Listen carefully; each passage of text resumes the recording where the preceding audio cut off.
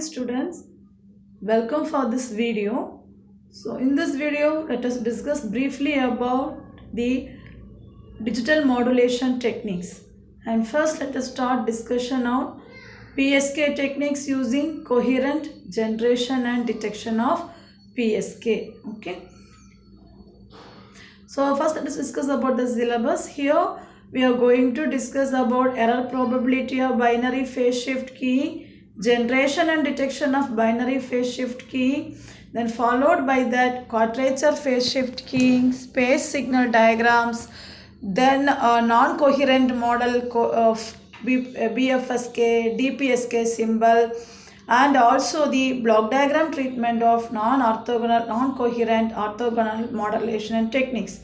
So these all are about purely digital modulation techniques which we are going to use in the transmission. Okay, and the book referred or suggested textbook is Simon Hackett, Digital Communication System, John Wiley and Sons, and also John G. Proyakis.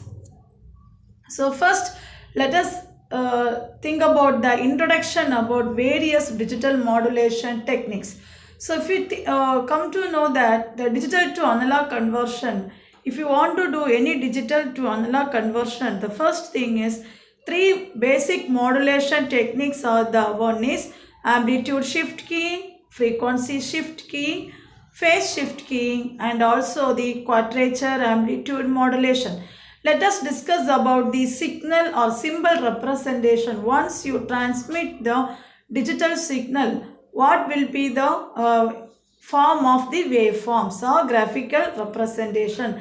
First let us discuss about the amplitude shift keying. So in this amplitude shift keying, here it is by changing the amplitude of the carrier signal. Okay, according to the input binary sequence, the amplitude levels is going to be get varied. So for example, if digital 1 you are going to transmit, it does not affect the signal. But whenever we are in a need of transmitting a digital 0, the signal will be marking it as 0. So how it will be replicated in our graphical representation? Let us see the thing. And before drawing a graphical representation, we should know the two basic parameters, that is bit rate and the baud rate. So bit rate is represented as capital N and it is nothing but the number of bits per second. And baud rate is nothing but the number of signal elements per second. So in the analog transmission of digital data, the signal or baud rate is less than or equal to the bit rate. So now let us discuss about the graphical representation. Here the binary sequence is given as 1, 0, 1, 1, 0, and the carrier signal is a continuously time varying signal. So whenever the input binary sequence 1 is going to be get transmitted, that means the signal is not affected for the transmission. So whatever the carrier signal with respect to the amplitude of the input, we are obtaining the output. Whenever you are going to transmit 0, there is a no signal, we will mark it as 0. That is called as amplitude shift keying, and the other name, because of this concept, 1 means the signal will get transmitted and 0 means there is no signal transmission. So because of this reason, the other name of amplitude shift keying is on-off keying system. The next week let us discuss about frequency shift keying. So here in this, the digital data stream will changes the frequency of the carrier signal, and this frequency of the carrier signal is represented by FC. For example, suppose the symbol 1 or a bit 1 could be represented by F1, that is the F1 is equal to FC plus delta F, and 0 will be represented by F2 is equal to FC minus delta F. So this is the graphical representation over here. It is 0, 1, 0, 0, 1. It is input binary data. And this is the carrier frequency. It is represented as F1 for the symbol transmission 1. Okay. The same way, and this is the carrier frequency for the symbol transmission 0 and it is represented by F2. Whenever the input is 0, we will obtain the carrier frequency which is allotted or which is represented for the symbol 0. During the one transmission, we will get the carrier frequency which is represented for the symbol 1. That means this delta F is nothing but change in frequency, or we can call it as frequency deviation.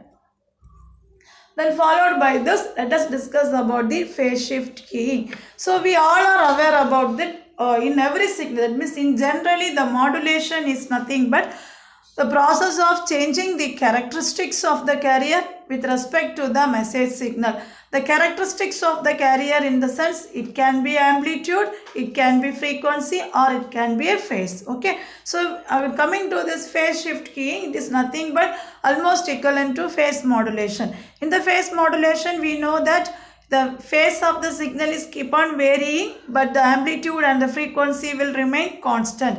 So here in this PSK, we are going to vary the phase shift of the carrier signal to represent the digital data.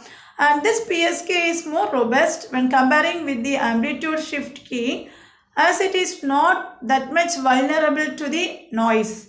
Therefore, it changes the amplitude of the signal. So this is the graphical representation for phase shift key. Here the input sequence is 1, 0, 1, 1, 0. The carrier signal is continuously time varying signal, which we will call it as a sinusoidal signal.